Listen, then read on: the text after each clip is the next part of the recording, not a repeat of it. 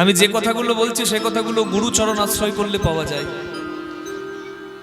আমরা তত্ত্ব বলতে কি বুঝি? তত্ত্ব আমাকে অনেক জায়গায় বলে, কীর্তনিয়া বাবা একটু তত্ত্ব বলবেন। তত্ত্ব বলতে কি?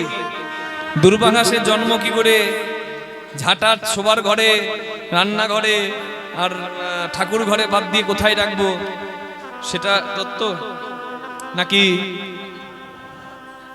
বেলের জন্ম তিনটে ফুটো কেন, সেগুলো জানবো, এগুলো তত্ত্ব? আর নাকি রামায়ণ মহাভারতের কথা তত্ত্ব? হ্যাঁ, এগুলো একটাও তত্ত্ব নয়। রামায়ণ মহাভারতের কথা বা কোনো পৌরাণিক কথা, সেগুলো হচ্ছে তথ্য, রেফারেন্স। আমি যদি একটা কথা উপস্থাপনা করি, আমি কোথা থেকে শিখেছি? আমার মনের কথা শোনার তো আপনারা বসে নেই মা, শাস্ত্র কথা শোনার জন্য, যেটাতে মানুষের পথ সুন্দর করবে। তাহলে আমি যদি কোনো কথা বলি, সেটা যদি কোনো বই গ্রন্থে লেখা থাকে, সেটা হচ্ছে তত্ত্ব, সেটা হচ্ছে তথ্য, রেফারেন্স, তথ্য। হরি বল। সেটা ঐতিহাসিক তথ্য হতে পারে, ভৌগোলিক তথ্য হতে পারে, শাস্ত্রীয় তথ্য হতে পারে, সেটা তথ্য।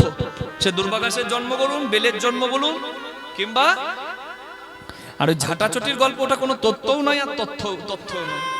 না তথ্য না তত্ত্ব। হরি হরি বল। মাঝামাঝি, হ্যাঁ, তাল বেতালের মাঝামাঝি, এগুলো তাল। হরি বল। 20 টাকার বই কিনবেন বাজারে, আমি বলে দিয়ে যাচ্ছি, কথাগুলো শুনতে খারাপ লাগছে, কিন্তু জানেন তো মা, খেতে ভালো লাগুক না লাগুক রোজ খাও তিতা, পড়তে ভালো লাগুক না লাগুক রোজ পড়ো গীতা। ছানা, মিষ্টির দোকানে ছানা পাবেন, পাশে ফুচকার দোকানে ফুচকা পাবেন, ভিড়টা কোন দোকানে বেশি পাবেন? ফুচকা। ফুচকা খাবেন, গুষ্টির গ্যাস্ট্রিক আলসার হবে নাকি? হ্যাঁ, রাধে রাধে, হরি বল। শাক খাবেন, ভালো হবে। আর ফুলকপি খেলে, হ্যাঁ, আপনারা তো জানেন খেতে কোনটাতে ভিড় বেশি। রাধে রাধে। খেতে ভালো না লাগুক রোজ খাও তিতা, পড়তে ভালো লাগুক না লাগুক রোজ পড়ো গীতা। কি? মাংসতে মাংস বৃদ্ধি, দুধে বাড়ে বল, ঘৃতেতে লাবণ্য বৃদ্ধি, শাকে বাড়ে মল। এখানে এমন কেউ আছেন যে মাংস আহার করুন? লজ্জা নাই, অনেকেই আছে, আমি জানি। অনেকে হাত তুলবে আমি বলার পরে, অনেকে আবার হাতও তুলবে। এখানে লজ্জা ফেলে কাউকে লাভ নাই। আমি শুধু একটা কথা বলে দিয়ে যাই, বলবো? দেখুন, আমি একটা কথা বলেছি, আমি যা বলবো শাস্ত্র সিদ্ধান্ত বলবো। যদি শুনতে কটুও লাগে আপনি শুনবেন, কারণ সত্য শুনতে কষ্ট লাগে, কিন্তু সত্যতেই কাজ হয়। আমি বললাম মাংসতে মাংস বৃদ্ধি, আমি শাস্ত্রীয় তথ্যতে যাচ্ছি না। দেখুন, ভগবত ভজনের পথে মাংস আহার বর্জনীয় অবশ্যই, কিন্তু যারা একটু জ্ঞানমান তারা আরেকটা দিক দিয়েও চিন্তা করে দেখুন না, মাংসতে মাংস বৃদ্ধি। যারা মাংস আহার করে, আপনারা হসপিটালে যাবেন আর বেডগুলো কারা ভর্তি করে রেখেছে একবার ভালো করে দেখবেন। বেশি বলতে হবে নাকি বাবা? পণ্ডিত বোঝে ইশারায়। মাংস খাবেন, মাংস আহার করবেন, আমার শরীরে মাংসের কোনো দরকার নাই। কারণ এত রকমের খাবার হয়ে গেছে সংসারে। আগেকার মানুষ এক বেলা খেত, রাতের বেলা এক বেলা পেত, এখন কবার খান? দিনে হিসেব আছে? হ্যাঁ, মুখ চলছে এই দিন রাত। এদিকে তাকাবেন, শরীরে মাংসের আর দরকার নাই। আমি বলছি দরকার নেই, কারণ এত রকমের খাবার উঠে গেছে মা, মাংসের কোনো দরকার নাই। মানুষ যখন জানতো না আগুনের ব্যবহার, মানুষ কাঁচা মাংস খেত, ভূগোল তাই বলছে। তারপরে আগুনের ব্যবহার জানলো, মানুষ পুড়িয়ে খেতে শিখলো। হ্যাঁ, তারপরে মানুষ যখন আরো সভ্য হলো, মানুষের জ্ঞানমান হলো, মানুষ সবাই শিক্ষিত হলো, তখন মানুষ বুঝতে পারলো যে বেঁচে থাকার জন্য মাংস গ্রহণ করার কোনো প্রয়োজনই নাই। কুকুর বাঘ চেটে চেটে জল খায়, আর হরিণ, গাভী, ধেনু চুইয়ে চুইয়ে জল খায়। আপনি কিভাবে জল খান? চুইয়ে না চেটে? মুখ লাগিয়ে চুইয়ে। তাহলে আচরণটা শাকাহারীদের মতো না করে ওই কুকুর আর বাঘের মতো মাংসাশী আচরণ করছেন কেন? তাদের দাঁতটা দেখেছেন? ক্যানাইন, এখানে দাঁতটা লক্ষ্য করবেন, এমনি। আপনার দাঁত তো অমন নয়, কত সুন্দর ঠাকুর দিয়েছে, সুন্দর সাজানো। হরি হরি বল। দাদে, মাংসের আহারের আর কোনো প্রয়োজন নেই মা। মাংস খেলে মাংসতে মাংস বৃদ্ধি হবে, গন্ডগোল হবে, ভালো মঙ্গল কিছু হবে না। অনেক কিছু ভালো দ্রব্য আছে, আপনি খাবেন, কি খাবেন? দুধে বাড়ে বল। দুধের থেকে সুষম খাদ্য আর কিছু নাই। কিন্তু এখনকার দিনে দুধ খাবে সবাই? বলুন না। আপনি দুধ খাওয়াতে যান, এক গ্লাস দুধ দেন, কি বলবে বলুন তো? বাবা দুধ খেলে আমার গ্যাস হয়ে যায়, বলে না? একদম ফাঁকিবাজির দল, একদম ফাঁকিবাজি কথা। দুধ খেলে গ্যাস হয়ে যাবে? হ্যাঁ, আগে অখাদ্য কুখাদ্য খেয়ে পেটটার 12টা বাজিয়ে দিয়েছি, এবার দুধটা সহ্য হবে? বাচ্চা ছেলে তো শুধু দুধই খায়, দেখেছেন? হ্যাঁ, রাধে রাধে। শরীরটার 12টা বাজিয়ে দুধ আর মঙ্গল হবে না। দুধে বাড়ে বল। আমার বাবা 2 সের করে দুধ খায়, 2 কিলো করে দুধ খায় এখন প্রতিদিন। খেয়ে এসেছে, কোনোদিন অখাদ্য কুখাদ্য গ্রহণ করা তো দূরের কথা, তাকায়নি। আমার থেকে বেশি ফিট। বুঝতে পারছেন? লাস্টিং বেশি হবে। দৌড়ান, বাঘকে দৌড়াবেন আর হরিণকে দৌড়াবেন, হরিণ দৌড়তেই থাকবে আধ ঘন্টা, আর বাঘ একটু গিয়ে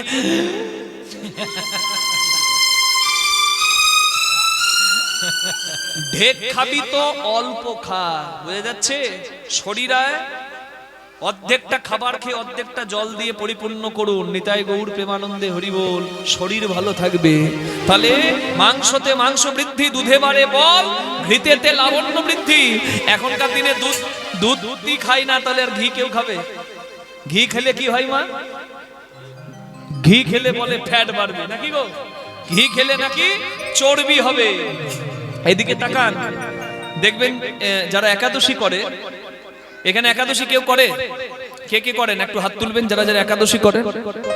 বাহ, খুব ভালো লাগলো মা।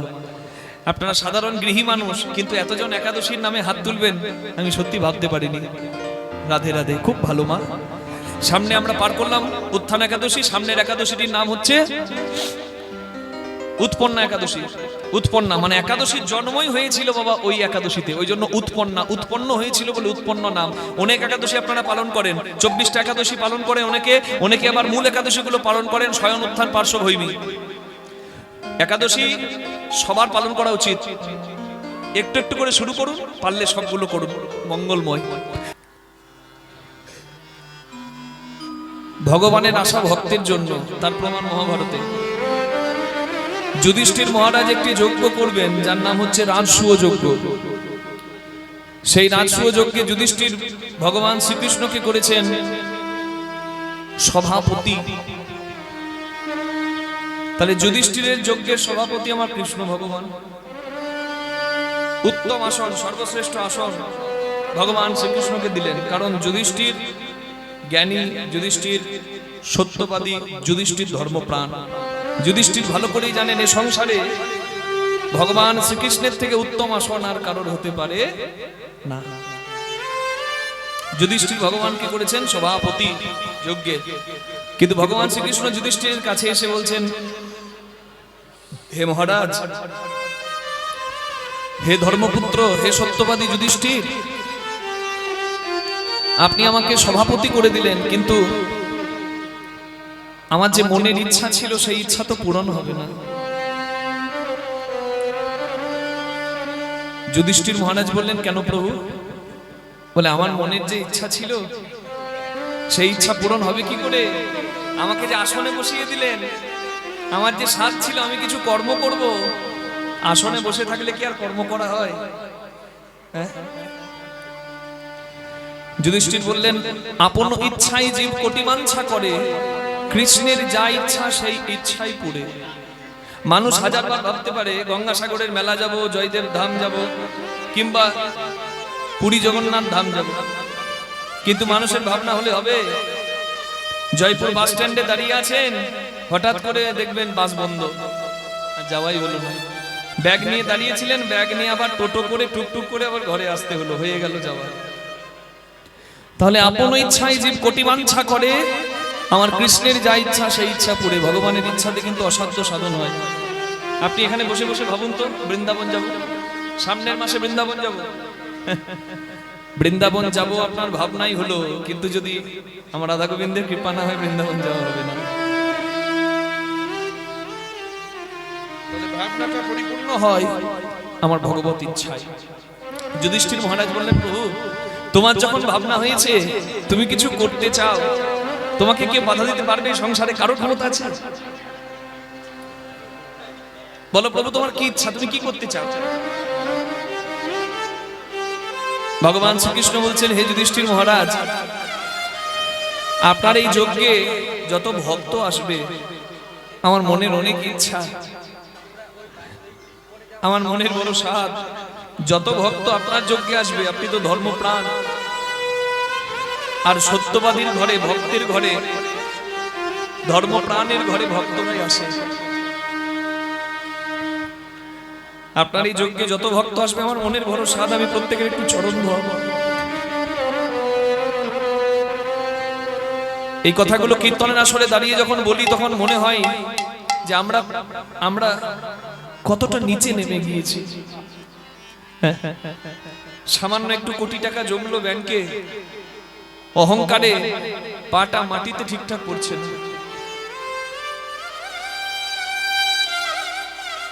কিন্তু দেখুন, বিশ্ব ব্রহ্মাণ্ডের মালিক যিনি, যার সরৈশ্বর্য পূর্ণ, ঐশ্বর্য, মাধুর্য, শ্রী, জ্ঞান, যশ, বৈরাগ্য যাহাতে পরিপূর্ণ, তিনি ভগবান। চাঁদের 14 কলা, মানুষের 50 কলা, দেবতার 55 কলা, বিষ্ণুর 60 কলা, মানে 60টা গুণ, তার থেকেও বেশি গুণ যার, বিষ্ণুর, নারায়ণের 60টা গুণের থেকেও আরো 4টে বেশি গুণ নিয়ে যিনি পূর্ণ ব্রহ্ম, যিনি ভগবান, তিনি হচ্ছেন কৃষ্ণ ভগবান।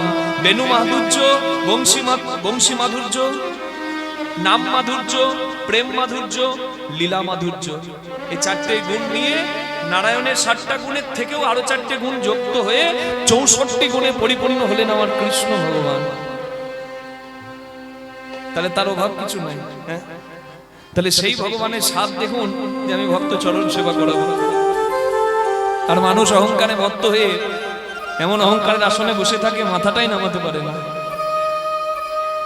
যুধিষ্ঠির মহারাজ বললেন, বেশ প্রভু, আপনার যখন ইচ্ছা হয়েছে, কেউ কি বাধা দিতে পারবে? সংসারে কারোর স্বার্থ নাই, কারোর স্বার্থ নাই ভগবানের ইচ্ছাকে পরিপূর্ণ হতে বাধা দেয়। আপনার ইচ্ছা বিনা গাছের পাতা নড়ে না, আপনার ইচ্ছা বিনা শিশু ভূমিষ্ঠ হয় না, আপনার ইচ্ছা বিনা জন্ম মৃত্যু হয় না। আপনার যখন ইচ্ছা ভক্ত চরণ সেবা করার, তাই হয়। বলে, মহারাজ, আমার একটা ইচ্ছা নয়, 3টে ইচ্ছা। 1, ভক্তের চরণ সেবা করব। 2 হলো ভক্ত প্রসাদ পেলে প্রসাদী পাতাগুলো নিজের হাতে ফেলবো। আর 3 ইচ্ছা হলো ভক্তের উচ্ছিষ্ট প্রসাদ আমি একটু গ্রহণ করব। এই জন্য বললাম না, ভক্ত পদরজ, ভক্ত পদ জল, মানে ভক্তের চরণ ধুলি, ভক্তের চরণ ধোয়ানো জল, আর ভক্ত ভুক্ত অবশেষ ভক্তের প্রসাদ, উচ্ছিষ্ট প্রসাদ, এই 3 হয় মহাবল। ভগবানের ইচ্ছা, যুধিষ্ঠির মহারাজ চমকে গেলেন, কিন্তু তিনি ভালো করেই জানেন ভগবানের যখন ইচ্ছা হয়েছে তখন ইচ্ছা পরিপূর্ণ হবে। বলে, বেশ প্রভু, আপনার যা ইচ্ছা তাই করুন। যুধিষ্ঠিরের যজ্ঞ হবে, পত্র গেল ত্রিভুবনে, স্বর্গ মর্ত্য পাতালে। পত্রটি পেলেন কে? ভগবানের অন্যতম ভক্ত। কে বলুন তো? হর হরির ভক্ত, হরি হরের ভক্ত, বৈষ্ণব শ্রেষ্ঠ, যজ্ঞেশ্বর শিব, যাকে ছাড়া সংসারে যজ্ঞ হয় না। যজ্ঞ উদ্দেশ্য হচ্ছে মঙ্গল, আর শিবের আরেকটা নামই হচ্ছে মঙ্গল। হরিনাম যজ্ঞে বৈষ্ণব ছাড়া হরিনাম যজ্ঞ হয় না, আর বৈষ্ণবের শ্রেষ্ঠ হচ্ছে শিব, তাকে ছাড়া যজ্ঞ সফল হয় না। শিবের কাছে পত্র গেল, আর যুধিষ্ঠিরের যজ্ঞের পত্র দেখে মহাদেব চোখের জলে বুক ভাসাল। মহাদেব কাঁদছেন। মা পার্বতী এসে বলছে, প্রভু, এ সংসারে মায়াবদ্ধ জীব, তারা না হয় দুঃখ পেয়ে কাঁদবে, হ্যাঁ, আশাতীত ফল যদি কারো না মেলে তার দুঃখ হয়, তার চোখে জল পড়ে।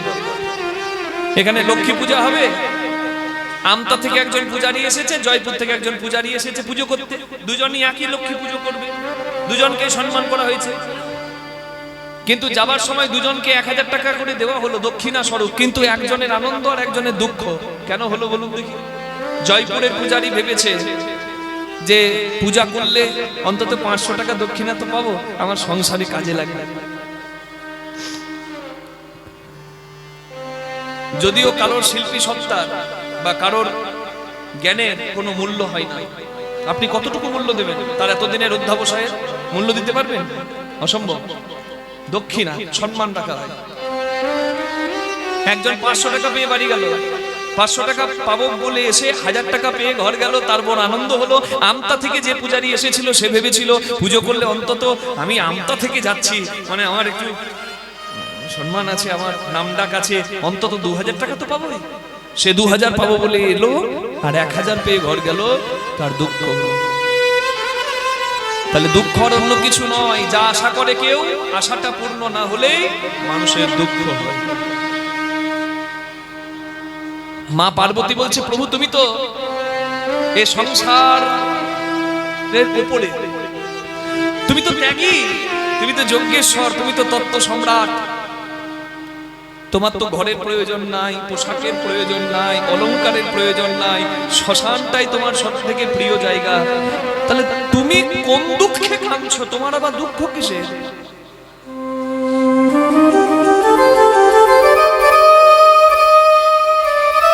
মহেশ্বর চিঠিটা দেখিয়ে বলছে, দেখো পার্বতী, আমি এই চিঠিটা দেখে কাঁদছি, কারণ আমার মনের বড় স্বাদ ছিল যে যুধিষ্ঠিরের যজ্ঞ হচ্ছে, আমার কাছে চিঠি এসেছে, আমি যদি যাই সেখানে গেলে আমার কৃষ্ণ দর্শন হবে।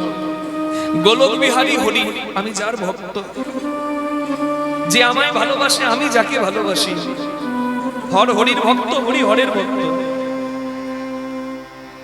সেই গোলক বিহারী হরি বৈবস্বত মন্বন্তরে দাপর যুগে লীলা করতে প্রভু আমার হয়েছেন কৃষ্ণ মুরারি। ধর্মপ্রাণ যুধিষ্ঠিরের যজ্ঞে যিনি হয়েছেন সভাপতি। আমার মনের বড় স্বাদ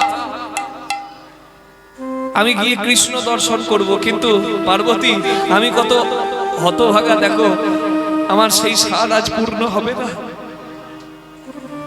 মা পার্বতী বলে, প্রভু কেন?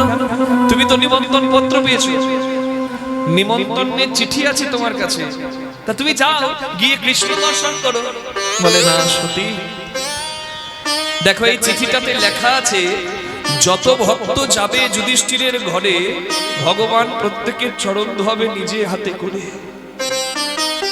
আমি যদি ওখানে যাই আমার তো ভগবত দর্শন হবে, কিন্তু আমাকে দেখতে পেয়ে যদি আমার ঠাকুর আমার পা দুটি ধুইয়ে দেয়, তাহলে কৃষ্ণ যদি চরণ ধোয়ায় আমার যে নরকেও জায়গা হবে না সতী, আমার নরকে জায়গা হবে না সতী। কৃষ্ণ যদি আমার চরণ ধোয়ায়, আমার নরকে জায়গা হবে না সতী। কৃষ্ণ যদি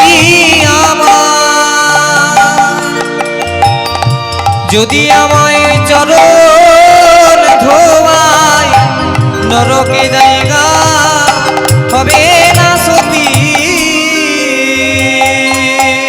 মনে হচ্ছে রিভাবটা একটু কমবে, মানে বেশি লাগছে মনে হচ্ছে। মা পার্বতী বলছে, আচ্ছা প্রভু তুমি তো পশুপতি, এই পশুদের অধিপতি হচ্ছেন শিব। নেপালে শিবের মন্দির আছে, পশুপতিনাথ মন্দির, দর্শন করবেন।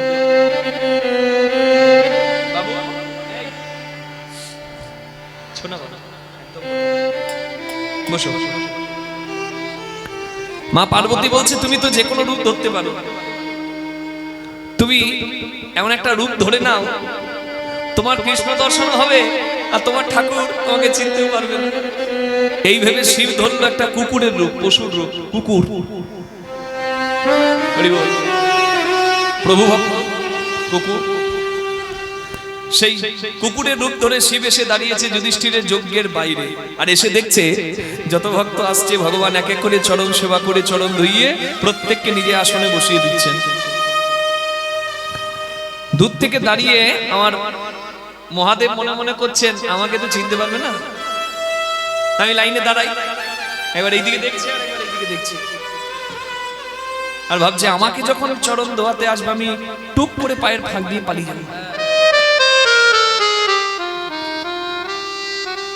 আমি এদিকে কীর্তন করলে এদিকে দেখতে পাই, এদিকে দেখার চোখ আমার নাই, কিন্তু যার গান শুনছেন সে কিন্তু সব জানে। তার চোখ দেখবেন, যদি কলির ধাম যেতে চান জগন্নাথ যাবেন, আর চোখগুলো দেখবেন একবারে গোল গোল, it's like a CCTV camera. হ্যাঁ, ফাঁকি দেওয়া যায় না ক্যামেরা লাগানো থাকলে। কি ওই যে ক্যামেরাগুলো চলছে দেখতে পাচ্ছেন, ওটা হচ্ছে 3 নম্বর চোখ, বুঝলেন? আজকে আপনারা যা দেখলেন যা শুনলেন এখানেই পাঠ মিটে গেল, কিন্তু ওইটা রেকর্ড হয়ে রইল, ও সারা জীবন থাকবে। রাধে রাধে, হরি বল।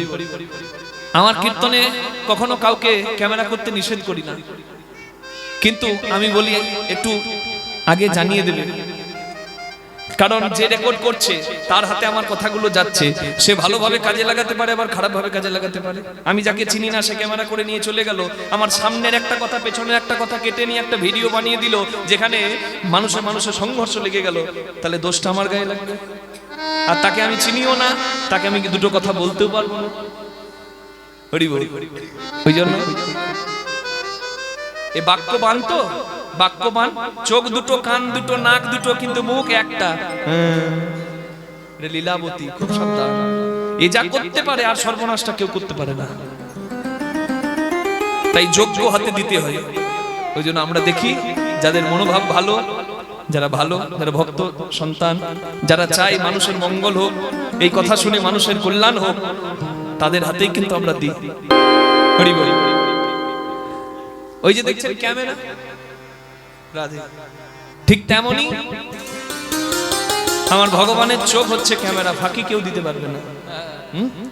জগন্নাথের চোখে পলক নাই, দেখেছেন পলক নাই, অপলকে সব সময় দেখছে, ফাঁকি দেবার কোনো রাস্তা নাই। রাধে রাধে। কেন বললাম জানেন? শিব যে কুকুর সেজে এসেছে আর কেউ চিনতে পারলো না, কিন্তু সে কি না চেনে, সে মনে মনে হাসছে, মহাদেব তুমি এসেছো পশুরূপে, হে পশুপতিনাথ তুমি পশুরূপে এসেছো, কিন্তু তুমি কি ভাবলে আমি চিনতে পারবো না? তুমি পশুরূপে এসেছো ঠিকই, তবে 3 নম্বর চোখটা তুমি ঢাকতে ভুলে গেছো। তুমি যখন এসেছো আজকে দেখবো তুমি পালাতে চাও আর আমি ধরতে চাই, কে যেতে। এবার শিবের যখন পালিয়ে এসেছে আমার পশুপতিনাথ পশুরূপে এসে ভাবছে টুক করে পালিয়ে যাবে, আর যেই না পালাতে যাবে ভগবান অমনি ধরে নিচ্ছে। মহাদেব বলছেন ছাড়ো, কিন্তু কৃষ্ণ ভগবান বলছেন মহাদেব আমি কি ছাড়বো বলে তোমাকে ধরেছি নাকি? জগতে আমি যাকে তাকে ধরি না গো, তবে আমি যাকে ধরি তাকে কোনোদিন ছাড়ি না।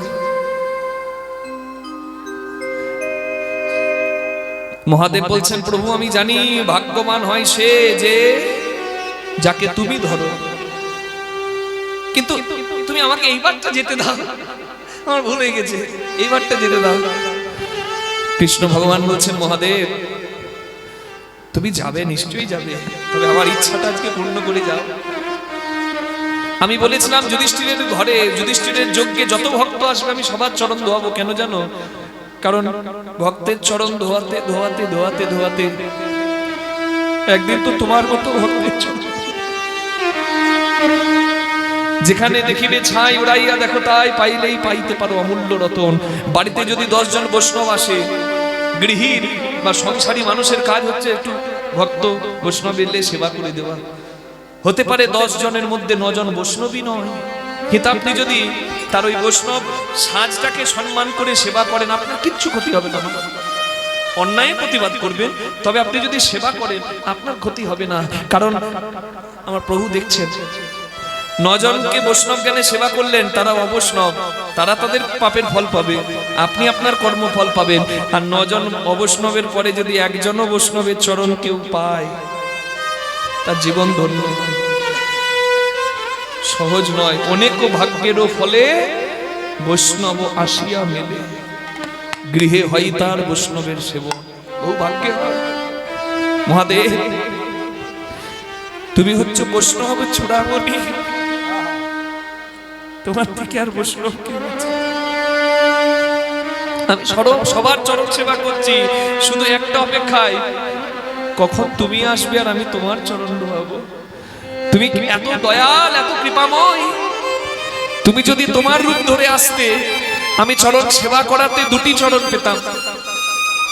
নররূপে এলে তাহলে দুটি চরণ, কিন্তু আজকে যে রূপে তুমি এসেছো পশু রূপে, তোমার দুটি নয় আমি চারটি চরণ পেয়েছি। এত কৃপা যখন করতে এসেছো, তবে আমায় বঞ্চিত কেন করছো? ভোলা দাও দাও তোমার চরণ ধুলি, ভোলা দাও দাও তোমার চরণ ধুলি, ধুলি মেঘে আমি ধন্য করি। দাও দাও তোমার চরণ ধুলি, ধুলি মেখে যাবে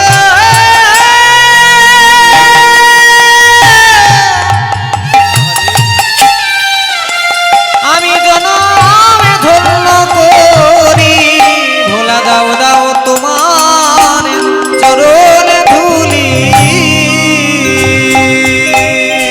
মনের সাথে ভগবান শিবের চরণ সেবা করলেন, শিবের চরণ ধৌত করে ভগবানের মনের আশা ভগবান পূর্ণ করলেন। এবার মহাদেব বলছেন, প্রভু তুমি তো তোমার ইচ্ছা পূরণ করলে আমার চরণ ধুইয়ে, আচ্ছা বলো কবে আমার ইচ্ছা পূর্ণ হবে? আমারও যে এবার মনের স্বাদ হয়েছে, আমি তোমার চরণ সেবা করব। ভগবান শ্রীকৃষ্ণ বললেন, শোনো মহাদেব, আগত কলিকালে তুমি জন্ম নেবে নদিয়ার শান্তিপুরে অদ্বৈত আচার্য হয়ে। তোমার জন্মের 52 বছর পর জন্ম নেব আমি।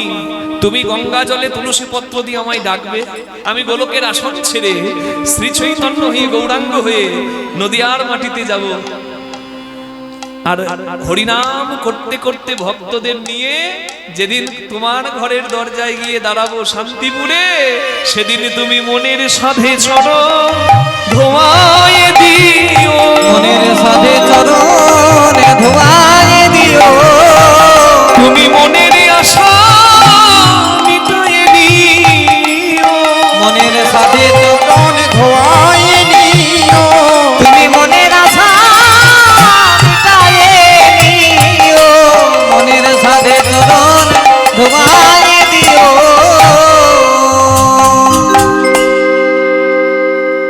তাই তো ভক্তের ডাকে, হ্যাঁ, ভক্ত সাধারণ ভক্ত নয়, পূজারী।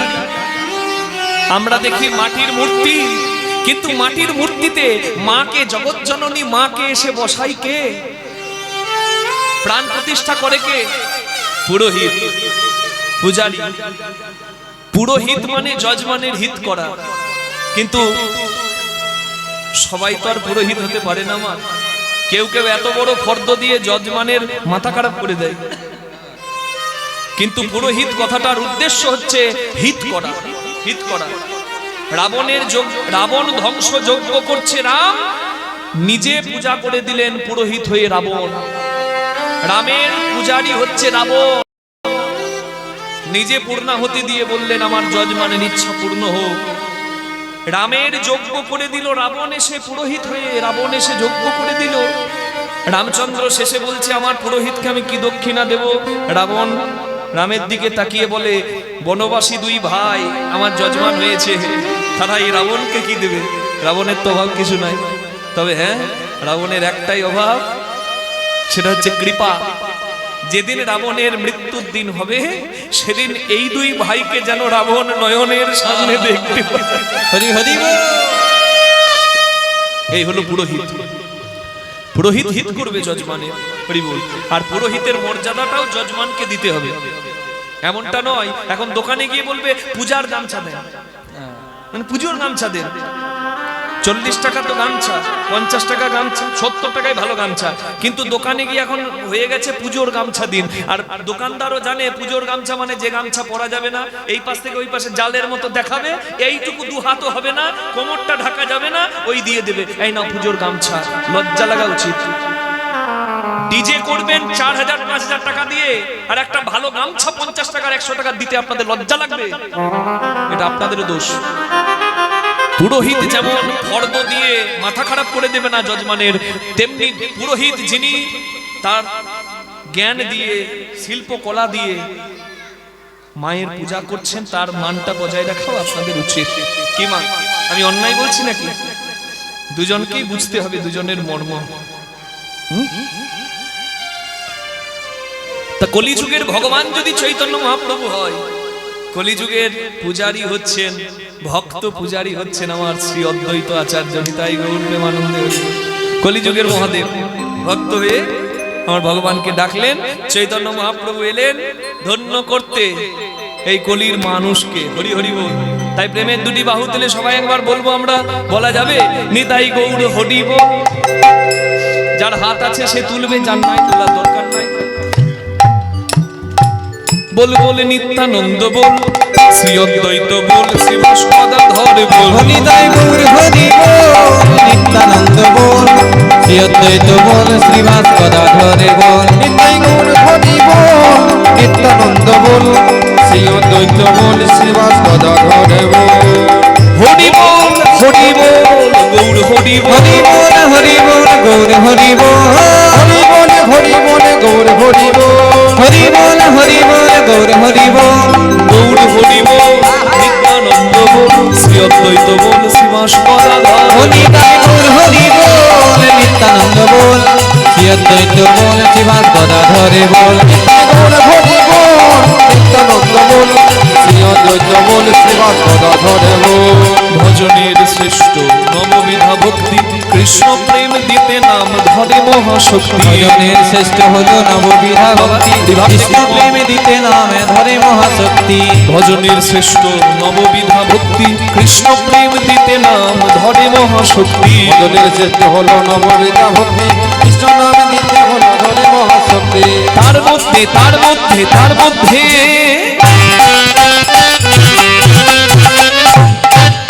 ওগো তার মধ্যে শ্রেষ্ঠ হলো না সংকীর্তন, নিরপরাধী লইলে পাই কৃষ্ণ প্রেম ধন। অপরাধ শূন্য, অহংকার শূন্য হয়ে কেউ যদি হরিনামটা শুধু আশ্রয় করে না, আমার চৈতন্যের দেওয়া অমূল্য সম্পদ, হ্যাঁ, তাতেই তার কল্যাণ হবে, পরম কল্যাণ। তবে অপরাধ শূন্য হয়ে, অপরাধী হয়ে নয়, আর অহংকারের আসনে বসে নয়। তার নাম নয় মহানাম, মন্ত্র নয় মহামন্ত্র, সবার নাম সবার মন্ত্র। বাহু দুটি তুলবো আর সবাই মিলে বলবো হরে কৃষ্ণ, হরে কৃষ্ণ, কৃষ্ণ কৃষ্ণ হরে হরে। বলুন হরে রাম, হরে রাম, রাম রাম। আরেকবার হোক, হরে কৃষ্ণ, হরে কৃষ্ণ, কৃষ্ণ কৃষ্ণ হরে রাম, হরে রাম, রাম রাম হরে হরে। আরেকবার হরে কৃষ্ণ। পেছনে যারা আছে দুহাত তুলে উচ্চ স্বরে সবাই মিলে হরে রাম। বাহ, এত সুন্দর কীর্তন করছেন, মনে হচ্ছে এতগুলো লোক আনার দরকার ছিল না, আপনাদের নিয়েই হতো। হরে কৃষ্ণ, হরে কৃষ্ণ, কৃষ্ণ কৃষ্ণ হরে হরে, হরে রাম, হরে রাম, রাম রাম হরে হরে। হরে কৃষ্ণ, হরে কৃষ্ণ, কৃষ্ণ কৃষ্ণ হরে হরে, হরে রাম, হরে রাম, রাম রাম হরে হরে। হরে কৃষ্ণ, হরে কৃষ্ণ, কৃষ্ণ কৃষ্ণ হরে হরে, হরে রাম, হরে রাম, রাম রাম হরে হরে। বলুন চৈতন্য মহাপ্রভু কি জয়। নিতাই চাঁদ কি জয়। মানুষ যখন বিষয় বিষে মত্ত, মানুষকে একটু অমৃত দিলেন, এলেন অমৃত দিতে এলেন আমার চৈতন্য মহাপ্রভু। আজকে তার কৃপাতেই সমস্ত ভেদাভেদ, কে ব্রাহ্মণ আর কে শূদ্র, আর কে পণ্ডিত কে মূর্খ, কে ধনী আর কে দরিদ্র, এসব তুচ্ছ ভেদাভেদ ভুলিয়ে মানুষকে এক জায়গায় যিনি আনলেন তিনি হচ্ছেন আমার গৌরাঙ্গ। হ্যাঁ, এই দেখুন আজকে গায়ে গা লাগিয়ে হরিনামে আপনারা সবাই কাঁদতে পারেন, আনন্দ করতে পারেন, এই অধিকার যিনি দিলেন তিনি হচ্ছেন গৌরাঙ্গ। তাই কীর্তনের প্রথমে যদি গৌরাঙ্গের চরণে কেউ প্রণাম না করে তাহলে সে হবে অপরাধী। সংকীর্তনের পিতা শ্রীকৃষ্ণ চৈতন্য, সংকীর্তন যজ্ঞে তারে যে ভজে তার জীবন হয় ধন্য ধন্য। তাই তার চরণে প্রণামটা জানিয়ে দিন। অমৃত দিলেন, আর অমৃত দিয়ে এই রূপে উদ্ধারিল যত নর নারী। হে রাধা মোহন কহে কিছু না হলো আমারি রে, মোহনে কহে না হলো আমারে রে,